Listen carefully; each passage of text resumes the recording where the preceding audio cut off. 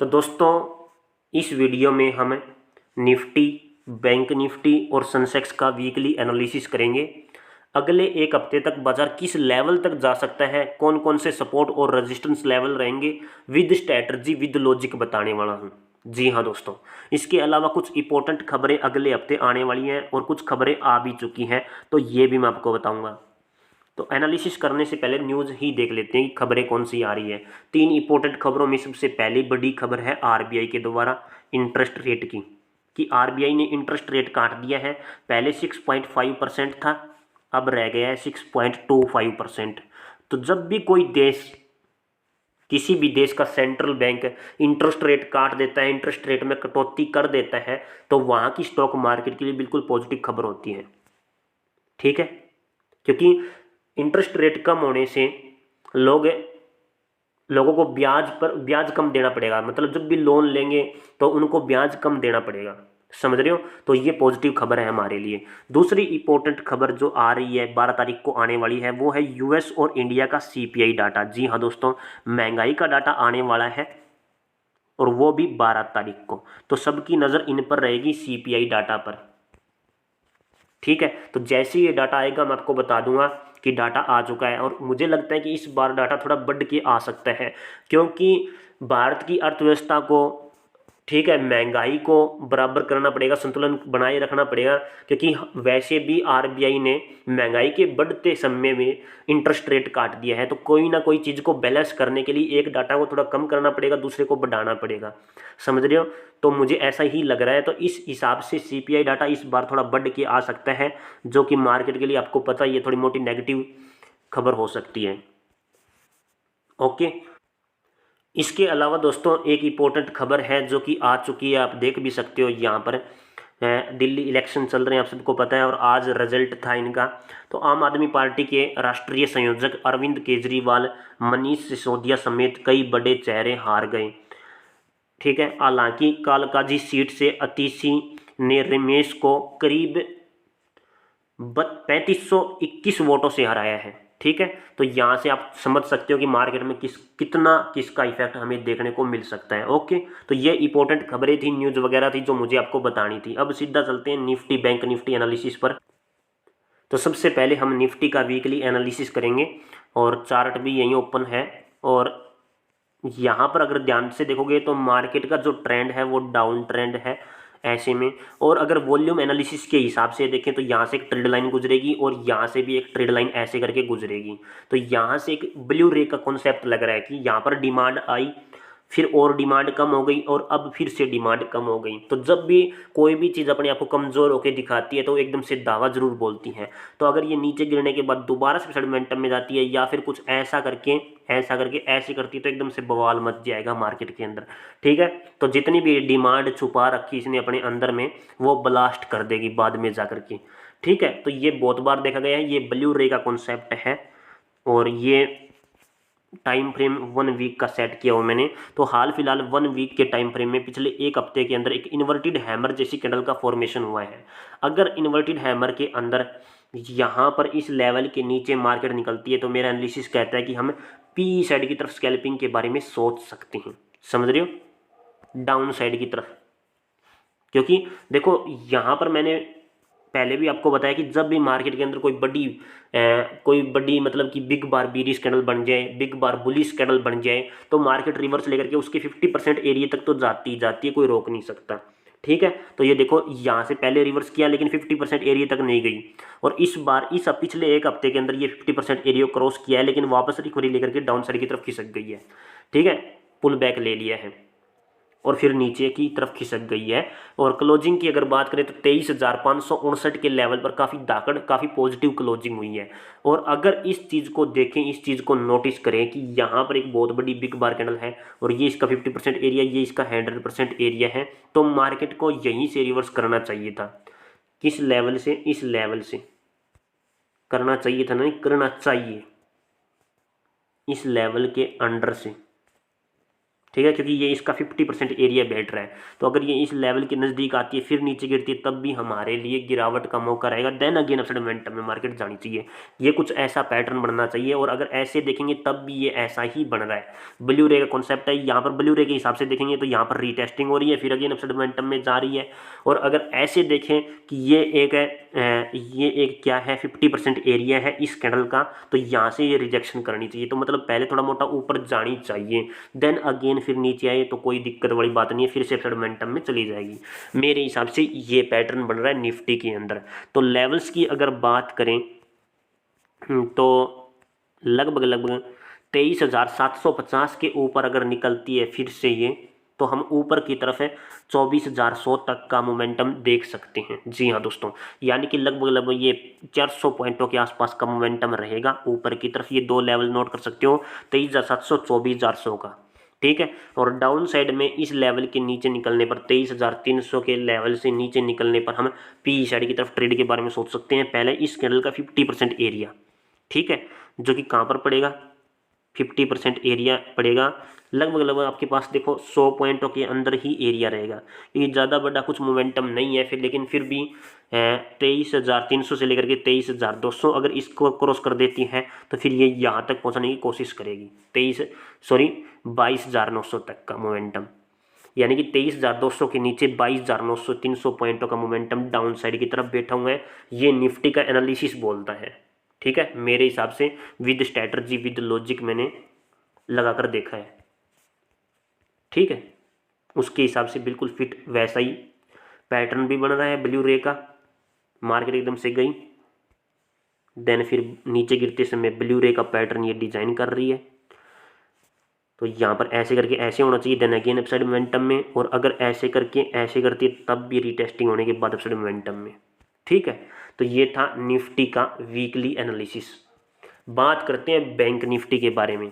तो bank Nifty के अंदर थोड़ा सा अलग मामला चल रहा है, सबको पता है कि अगर ऐसे देखें इस स्ट्रक्चर को थोड़ा समझने की कोशिश करें कि यहाँ पर एक सपोर्ट जोन एरिया है, ठीक है भाई, मान लिया सपोर्ट जोन एरिया है, तो मैं इसको ऐसे करके अगर ऐसे लगा देता हूँ तो ये ट्रेंगल शेप पैटर्न मेरे पास निकल के आ रहा है। और सबको पता है कि ट्रेंगल शेप पैटर्न के अंदर क्या होता है, क्या होता है, यहाँ पर पहला मूव फेक, देन रिवर्स, फिर वापस ऐसे करके एक एन टाइप का पैटर्न बनता है। तो ये बन चुका है। बात करते हैं आगे की, तो ऐसे करके यहाँ पर रीटेस्टिंग, इसको दोबारा से रिजेक्शन फेस किया हुआ है। तो अगर यहाँ पर ये बैठा हुआ है अब एस आर इंटरचेंज एरिया पर, क्योंकि यही सपोर्ट है और यही रेजिस्टेंस एरिया भी है, जिसे हम एस आर इंटरचेंज एरिया बोल देते हैं, ठीक है। तो सपोर्ट और रेजिस्टेंस एरिया एक ही लेवल के अंदर बैठे हुए हैं।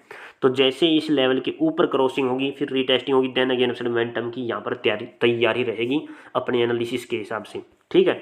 और ये भी आप चेक कर सकते हो, नोटिस कर सकते हो कि जब बिग बारबेरी कैंडल बनी थी तब मैंने को क्या बताया था कि मार्केट के बारे में ये बताया था कि मार्केट रिवर्स मारेगी और देन फिर 50%, पहले 50%, अगर नेगेटिव कैंडल नहीं आई तो 100% तक चली जाएगी, समझ रहे हो। तो मार्केट ने वैसा ही कुछ किया, थोड़ा मोटा गैप डाउन ओपन हुई, कोई दिक्कत नहीं है, देन अगेन अपसाइड मोमेंटम में अपने आप को उठा दिया। क्लोजिंग की बात करें तो 50,158 के लेवल पर काफ़ी पॉजिटिव, काफ़ी धाकड़ कैंडल की क्लोजिंग हुई है। और अब हमारे लिए एक चीज़ नोटिस करने वाली ये है कि इसके 50% एरिया के नीचे निकलते ही, जी हाँ दोस्तों, 49,600 के नीचे निकलते ही हम पी साइड की तरफ स्कैल्पिंग के बारे में सोच सकते हैं, डाउन साइड की तरफ सोच सकते हैं। उसके बाद अपना पहला टारगेट है 48,800 के आसपास का हो जाएगा। और अगर ऐसे देखते हो कि 50,000 के लेवल के नीचे चलती है तब भी हम डाउन साइड की तरफ मोमेंटम सोच सकते हैं। जी हाँ दोस्तों, 50,000 के नीचे 50,000, 49,600, 48,800, ठीक है। 48,800 से 49,600 मतलब कि 800 पॉइंटों का मोमेंटम डाउन साइड में, समझ रहे हो। ये मैंने इसके हिसाब से देखा है, ये वाली कैंडल, इसका 50% एरिया, ओके। और अगर इस लेवल, यहाँ पर रिजेक्शन किस एरिया के अंदर से होना चाहिए, यहाँ पर रिजेक्शन होना चाहिए इस एरिया से। जी हाँ दोस्तों, इस एरिया से रिजेक्शन, इसी एरिया से होना चाहिए मार्केट का। रीज़न क्या है, रीज़न है ये वाला इन्वर्टेड HCR का पैटर्न। जी हाँ दोस्तों, हाफ कटी ड्रॉप की मार्केट नीचे गिरती है, साइडवेज होती है, फिर नीचे गिर जाती है, फिर एकदम से अपसाइड मोमेंटम में चली जाती है। लेकिन अगर डाउन ट्रेंड है तो वो यहाँ तक आने की कोशिश करेगी, इसके 50% एरिया तक। समझो मेरी बात को, दोबारा से देखो। HCR का पैटर्न क्या बोलता है? HCR का पैटर्न ये बोलता है कि मार्केट ऊपर जाएगी, साइडवेज होगी, फिर ऊपर जाएगी, फिर एक कैंडल बनाएगी रिजेक्शन वाली, फिर नीचे गिर जाएगी। तो पहले 50% एरिया तक गिरेगी। अगर मार्केट का जो ट्रेंड है वो पॉजिटिव है तो 50% एरिया पर जाकर के ऐसे हो जाएगी, अपसाइड मोमेंटम में वापस चली जाएगी। और अगर नेगेटिव है तो दोबारा से वापस नीचे की तरफ खिसक जाएगी, या फिर साइडवेज है तब भी ये नीचे की तरफ खिसक जाएगी। तो ये मोमेंटम बोलता है ऐसे करके ऐसे ऐसे ऐसे। और नेगेटिव अगर ये पैटर्न बदल जाए, मतलब कि पहले नीचे गिरी, फिर साइडवेज हुई, फिर नीचे गिरी, देन अगेन अपसाइड मोमेंटम में चली जाएगी। और अगर ट्रेंड नेगेटिव हुआ तो इस लेवल से वो रिजेक्शन मारेगी, इस लेवल से, और यहाँ पर फिर नीचे गिरेगी। ठीक है। और अगर ट्रेंड रियल में पॉजिटिव होगा तो अपसाइड मोमेंटम में जाने के बाद रीटेस्टिंग करेगी, यहाँ पर फिर अपसाइड मोमेंटम में खिसक जाएगी। तो ये कुछ पैटर्न मैं आपको समझाने की कोशिश कर रहा हूँ। यहाँ पर अगर ध्यान से देखोगे तो कुछ ना कुछ वैसा ही दिखाई दे रहा है कि नीचे गिरी, साइडवेज हुई, नीचे गिरी, फिर अपसाइड मोमेंटम में यहाँ पर आने की कोशिश होनी चाहिए इसकी। लगभग लगभग तो आ चुकी है, बट थोड़ा मोटा और धक्का लगाए, फिर रिजेक्शन ले तो अच्छी बात है। और इसको क्रॉस करने के बाद रीटेस्टिंग देने के अपसाइड मोमेंटम में फट जाएगी। ठीक है, ये एनालिसिस बोलता है। तो ऊपर की तरफ है 50,800 के ऊपर निकलती है तब भी हमें लगभग 51,600 तक का मोमेंटम चेक कर सकते हैं, अपने हिसाब से देख सकते हैं with strategy with logic.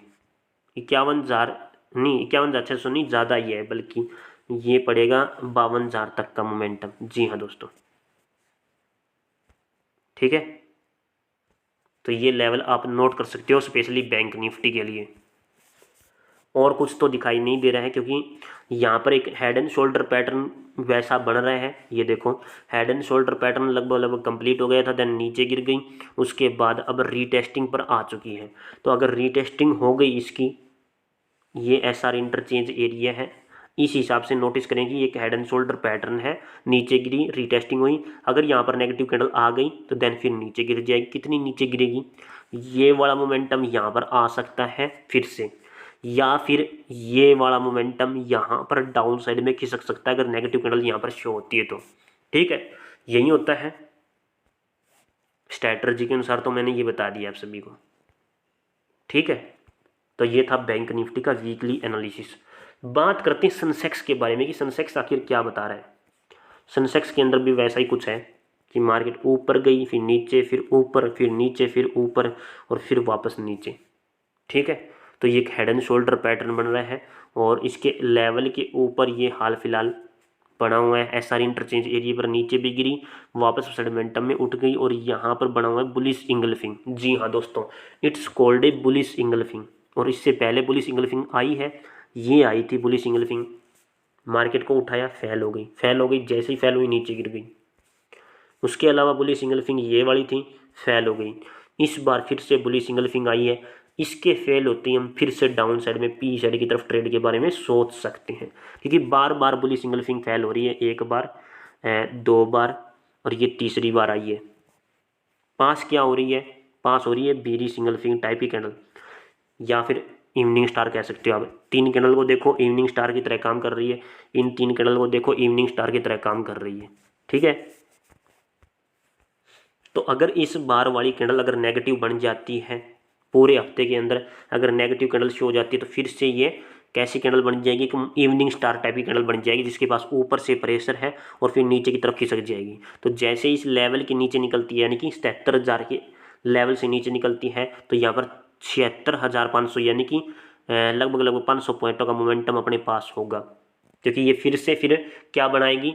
Evening star type की कैंडल का फॉर्मेशन कर सकती है, बीरी सिंगल्फिंग बना सकती है, क्योंकि बीरी सिंगल्फिंग यहाँ पर पास हो रही है और बुली सिंगल्फिंग यहाँ पर फेल हो रही है। अगर ये वाली बुली सिंगल्फिंग फेल हो जाती है तो यहाँ पर हम डाउन साइड में, यानी कि इस लेवल के नीचे निकलते ही हम पी साइड की तरफ ट्रेड के बारे में सोच सकते हैं। ये अपना एनालिसिस बोलता है। ठीक है, और अगर ये पास होती है तो कितनी पास हो सकती है? इस बार अगर ये पास होती है ना, मान के चलते हैं कि इस लेवल के अंडर में आती है, ठीक है, और इस बीरिश इंगल्फिंग को तोड़ देती है, बीरिश इंगल्फिंग को काट देती है सेडिमेंटम में, इस लेवल से रिजेक्शन होना चाहिए। अगर इसी लेवल को ये काट देती है तो काटने के बाद फिर ये क्या, तो फिर ये हमारे लिए इस लेवल के ऊपर जाने के बाद रीटेस्टिंग के बाद फिर से अपसाइड मोमेंटम में जाए और फिर इस बीरी सिंगल फिंग को काटे, देन फिर अगली बीरी सिंगल फिंग को काटे, लगभग इन लेवल्स को काटे, तो ये मोमेंटम रहेगा। तो जैसे ही ये लेवल कट जाएगा, ये बीरी सिंगल फिंग टाइप की कैंडल कट जाएगी, तो मेरे लिए मोमेंटम पॉजिटिव हो जाएगा मार्केट के अंदर, मेरे हिसाब से फिर तेजी आ जाएगी प्रॉपर अच्छे तरीके से। ठीक है, तो सेंसेक्स से सीधा 80,000 से सीधा कहाँ तक, फिर लगभग 86,000 तक पहले, फिर 82,000 तक, फिर 86,000 तक का मोमेंटम हमें देखने को मिल सकता है, क्योंकि ये बहुत बड़ी कैंडल बैठी हुई है। इसका 50% एरिया तो यूज करेगी मार्केट या नहीं करेगी, करनी पड़ेगी, तो जाएगी पहले ऊपर फिर। ठीक है, क्योंकि एरिया छोड़ा हुआ है मार्केट ने अभी भी। तो वीडियो देखने के लिए आप सभी का बहुत बहुत धन्यवाद। वीडियो के अंदर मैंने निफ्टी, बैंक निफ्टी, सेंसेक्स का एनालिसिस कर दिया, प्रॉपर वीकली एनालिसिस। ठीक, और इंट्राडे वालों के लिए कल वीडियो आ जाएगी। न्यूज़ वगैरह मैंने आपको बता दिया, 2-3 इंपॉर्टेंट खबरें आ रही थी, इसके अलावा कुछ और खबरें नहीं है। और टेलीग्राम चैनल को जिस दोस्त ने चैनल ज्वाइन नहीं किया है तो टेलीग्राम चैनल को भी अवश्य ज्वाइन करें, लिंक आपको कमेंट बॉक्स के अंदर मिल जाएगा। बहुत बहुत धन्यवाद। भारत माता की जय दोस्तों, मिलता हूँ नेक्स्ट वीडियो में।